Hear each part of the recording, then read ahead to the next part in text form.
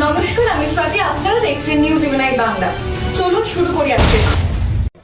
No, the court basically observed that insofar as his arrest is concerned, there are certain aspects on necessity of arrest, whether it was necessary or not, legal aspects, which have to be examined by a larger bench. So they have not finally pronounced on that. But they said Mr. Kejriwal has undergone a large period of incarceration already. He has stayed in jail and therefore directed his release on bail immediately in the Enforcement Directorate matter.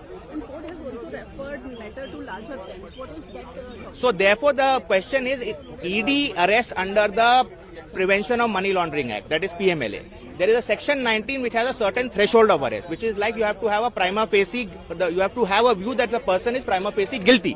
Now in addition to that, is there a requirement of a necessity of arrest, which is a classical, under classical criminal law that is a requirement. Does that also superimpose itself on the section 19 requirements is a question that the court has referred to a larger bench, which a larger bench will decide. Will Mr. Kejriwal be released today? No, so in the ED matter, he's been released now. But as you are aware, after the trial court had granted him bail, the CBI had also arrested him. So now in the CBI matter, although the allegations effectively overlap in both of them, because in fact the ED argued the CBI's case also. But nevertheless, technically there is a separate case which exists. That also bail petition has already been moved in the High Court. And that bail we should, its hearing is on 17th of this month.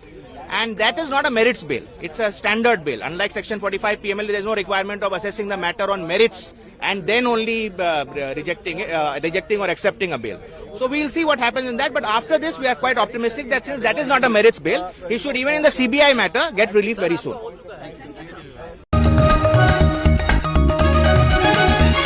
आप देख रहे हैं news UNI।